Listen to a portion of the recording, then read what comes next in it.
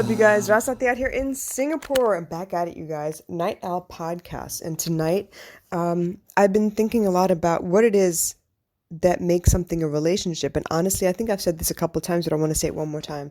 A relationship is where you have a repeated interaction with somebody, like over and over again, right?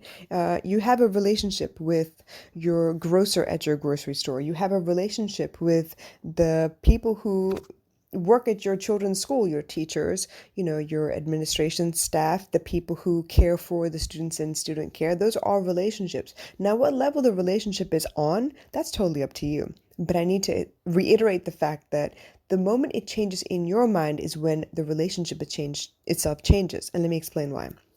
When you go from being a friend to thinking that the other person is worthy of being more than just a friend, you change. And that means the relationship changes. Once you have that idea in your head, the way you approach that person changes. The way you expect them to react changes. The way you put in effort changes. So in that regard, in your mind, that relationship has evolved to the next stage. Now, whether it's mutually exclusive, whether it's mutually respected, whether they feel the same way about you at all, that's completely different. That's up to them. That's in their world. But in your world, you've already seen them as this possible person. And so you have changed. You have taken into consideration how they would fit into your life. You've made space for them. You've taken into consideration what they like and what they don't like, what their lifestyle is like that you know about them already. And so you begin treating them differently. And not to say that it's a bad thing, it's just the way it is. So I need you guys to really understand, in order for you to be in a great, happy, trustworthy, mutually beneficial relationship, it begins first in your mind. This is why when people say, oh, well, cheating, does that mean that once they have sex, that's cheating? No. Once you consider anybody else other than your partner to fulfill your needs, that's already cheating. Excuse my stomach, I'm a little hungry. It's the middle of the night and I'm hungry. So I need you to understand this. The moment it changes in your mind, that's all that matters. The way you see things is all that matters. That is your world. In your world, this person is worthy. In your world, this person is unworthy. Whatever the case may be, that's up to you. It's based on your emotions, your feelings, and how you perceive this person at that time. Because trust me, the minute they are worthy or unworthy, your behavior changes. The way you treat them changes. Your expectations of them change. Have you ever been in a class where you were just failing and you were miserable and you thought that you just sucked at life and you couldn't get anything right and you were just mad at the world because you weren't getting a shot? The teachers out to get you. They don't expect anything of you anyway. Why should you even try? Have you ever been in that situation?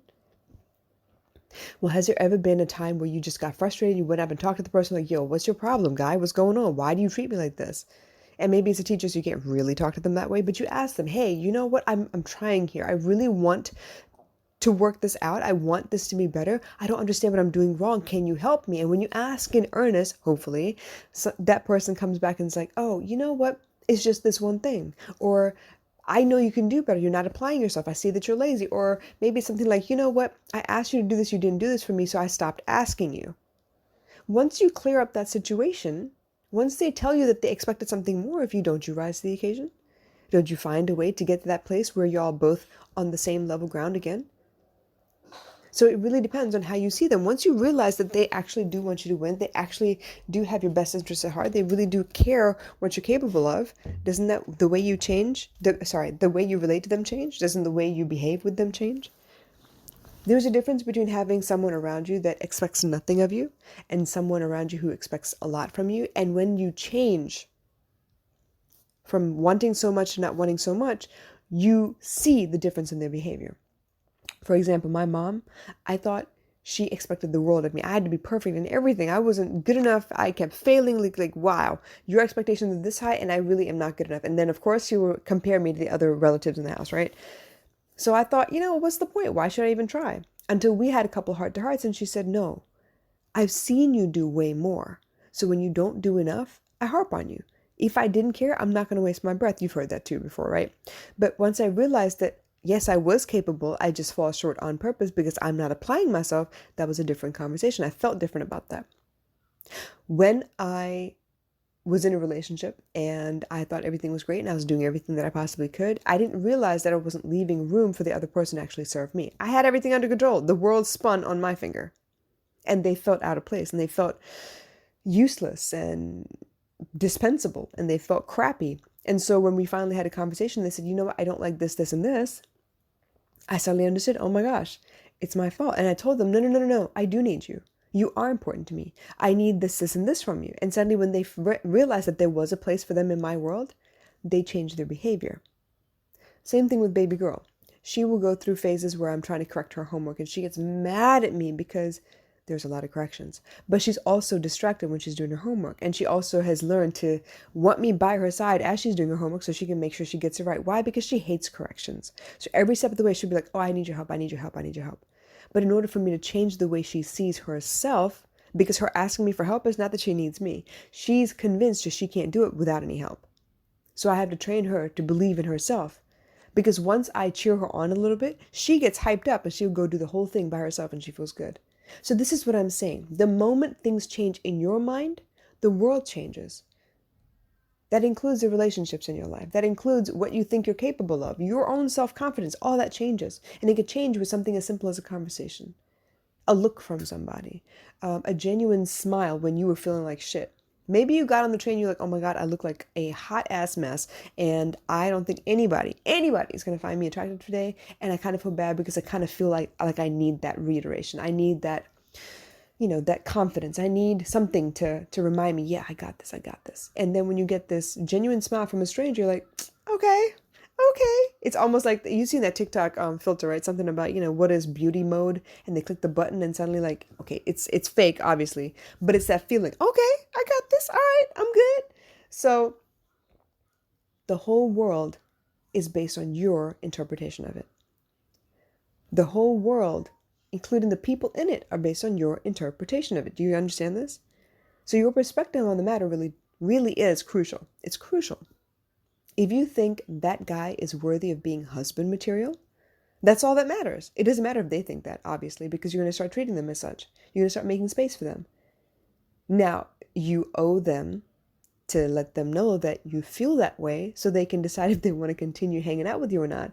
But that also means you're going to open yourself up to criticism and judgment and maybe the possibility of losing that person. But if you don't tell them what you're expecting, how will they know? How will you know if this is good enough or not? For something to evolve past a friendship first. And trust me, you don't want anything forced. You don't want to text that guy back with something you know they're going to respond to, aka nudes. Okay? You don't want to text them back with something they know that they're going to like argue with you about, which means you're going to pick a fight out of nowhere, knowing that they're like, what? Wait, where is this coming from? I need to know. And suddenly you have that attention again. You want a guy that thinks of you and responds accordingly. You want a guy or a girl that has you on their mind. And if you're not interested in somebody, let them know, hey, you know what? I don't see you that way. I see you as a brother type. I see you as a friend. I see you as a colleague, a confidant. You need to let people know. The minute you feel like they see you in a different light, you need to let them know. Just like you need to let other people know the minute you see them in a different light. So like I'm saying, relationships, they evolve very quickly because it's based on the speed of your mind, your perspective. You ever have that friend that was really, really cool? You love them to death. You do everything for them. You'd be everything with them. They were like your brother, man. Ride or die. Y'all did everything together. And there was a moment at some point where one or the other caught feelings and y'all did something about it. And then you ran the risk of losing that person or for this to evolve into something more. But you will never know unless you run the risk. You will never know until the perspective changes. And that goes for inanimate objects too.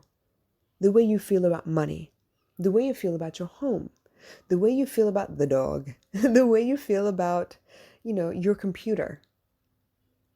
It all matters how you feel about those things, your perspective. That's all that matters.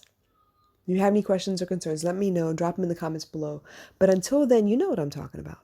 The minute something changes in your mind, the meaning of that thing changes in your world.